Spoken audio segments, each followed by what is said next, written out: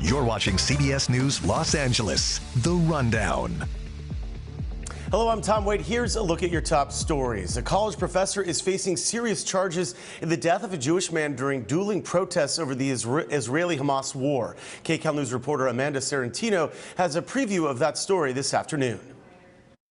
I'm Amanda Starantino in Ventura County, actually just walking away from the courthouse here where Loei Al-Naji was just in court and pled not guilty to 2 felony charges in connection to the death of a 69-year-old Jewish man.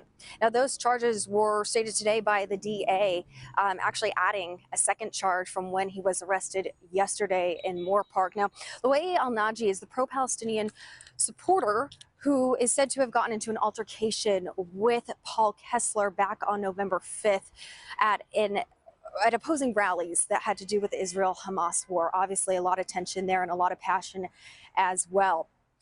At that rally, witnesses say that the two got into an altercation, which resulted in Paul Kessler being hit in the head and falling to the ground. He later died at the hospital because of his injuries. There are a lot of witness testimony here. The DA saying they talked to 60 different witnesses and went through thousands of pieces of video and photos to put this together. Now, a lot of information coming out today about what happened and the new details with the charges as well. We're going to have that coming up on KCAL. All right, thanks, Amanda. A 26-year-old man was charged today with kidnapping and killing a San Clemente woman in Laguna Beach. According to the criminal complaint, Dino Rojas Moreno used a fire extinguisher to kill Tatum Goodwin. The 27-year-old's body was found Sunday near the restaurant where she was the assistant manager. The suspect's arraignment was delayed until Monday. His bail is set at $1 million. The suspect and victim reportedly did not know each other. A tow truck driver accused of slamming into multiple parked cars while under the influence. KCAL News reporter Jeff Nguyen is in South LA with a look at the damage. Jeff Nguyen here in South LA, and we are on Griffith Avenue near Washington Boulevard, where around 3 o'clock this morning, a tow truck got into a crash with another car at the intersection back there. Upon impact, the tow truck started tumbling through the air, and it struck a car that was parked right here by this tree. Now, that sent the parked car moving in this direction, and at one point that parked car ended up on the front porch of this home. You can see right here that the gate is dinged in. There are some scratches to that part of the door, and then after that, while the car was lodged right there, jammed up against the door, the tow truck ended up in this area where you can see all of the sand right here. So once the tow truck came to a stop, it started to burst into flames, and then a number of neighbors ran out of their homes with fire extinguishers like this one. One woman told us that her brother-in-law came out with the fire extinguisher to put out the flames at that spot where the tow truck had landed. Now, in addition to the tow truck, there were about 13 cars in this area that were banged up. This is one of them. So in all, 13 vehicles were damaged. We are told that the tow truck driver was driving under the influence. The LAPD says that he has been arrested on suspicion of DUI. Right now, investigators are not releasing his name because he is currently in the hospital. A number of neighbors in this area say that it was them who ran out of here, not just with the fire extinguishers, but they were able to help him get out of that tow truck as well. Now, we reached out to the company that owns the tow truck. They tell us that they cannot comment on what happened, but they do know about this. The person that answered the phone when we called said that the tow truck driver had been working at the company for a little more than a month now, but that was all he could comment on. So we will stay on top of this and have the very latest for you throughout the day on KCAL News, beginning at 4 p.m.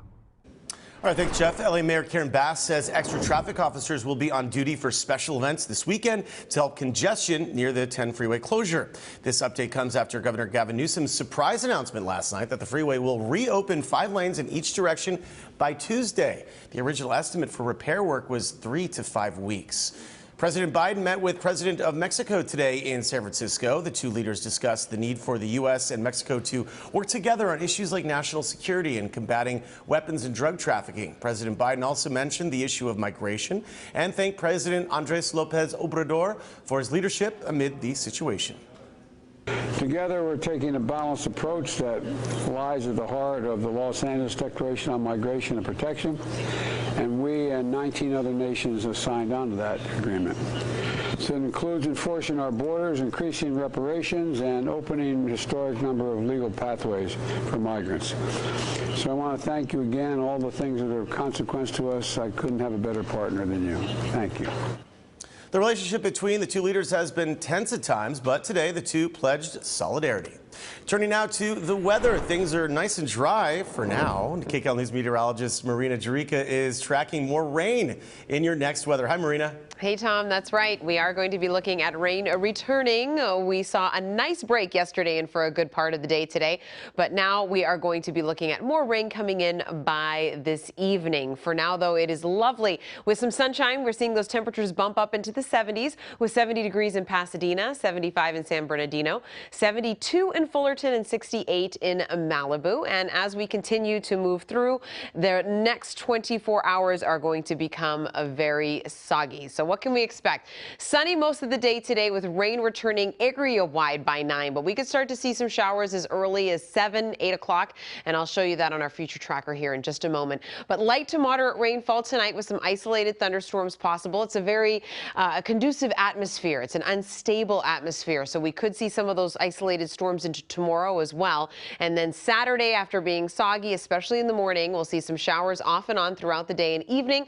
Everything should clear by 10 p.m. And then Sunday will be mainly dry, and then we'll just see that increasing sunshine and those warming temperatures. So let's toss it to you hour by hour here. By 7 o'clock tonight, you can see that there are a couple of spots of some scattered and isolated storms and showers that's heading into the LA metro area around Thousand Oaks, Simi Valley, and moving through the coastline, maybe a couple of sprinkles. Then as we shift into 9 o'clock tonight, that has moved up closer to the San Bernardino Mountains as we head out into Pasadena, as well as Monrovia, moving up towards that direction, and then a few light showers in Orange County as well. But here is when things start to get heated up. By 11:30 tonight, we've got that area of low pressure that'll make landfall in Central California, and it'll push the heaviest rain through our region through about 5 o'clock in the morning tomorrow, and then off and on Saturday, we'll see those showers in waves, in pulses of rainfall. That'll give us anywhere up to about an inch of rainfall when all is said and done.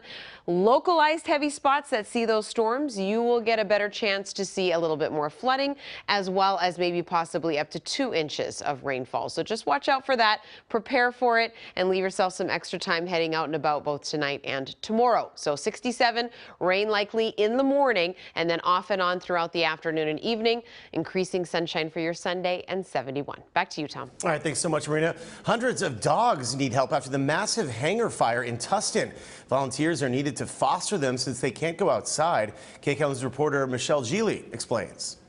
This is Michelle Geely in Tustin at OC Animal Care, which is the county's animal shelter, and there's an emergency dog fostering program that's going on right now. As a matter of fact, we saw 2 happy dogs leave this facility just within the last hour or so. And here is the situation.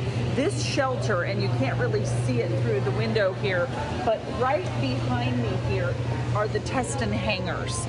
And as we know, one of them caught fire 10 days ago and is still smoldering. Well, as a result of all of this, the staff here at the shelter has moved the dogs, and we're talking about nearly 250 of them, indoors. That means limited walks and limited playtime. So what the shelter has decided to do is reach out to people in the community, and again, you don't just need to live in Orange County, but if you're willing to come down to the shelter and foster one of these dogs for a couple of weeks, it's really going to help, because as we said, they're pretty much spending their time indoors now. Because the hangar continues to smolder. Now, it's Friday. The shelter is open now and will be open on Saturday and Sunday as well from 8 to 5. All you need to do is go online and look up these dogs and fill out some paperwork, and then you can come on down and pick up the dog to foster. As I said, we saw a man from Newport Beach come and pick up a dog that he's going to care for a couple of weeks, and a mom and a son who are very excited picking up another dog that they may in fact end up adopting. So this is our story today, and we're going to have a lot more for you on KCAL News. All right, Michelle, thanks a lot. This has been CBS News Los Angeles, The Rundown. Thanks for joining us. We'll be back live at 4 here on CBS News Los Angeles.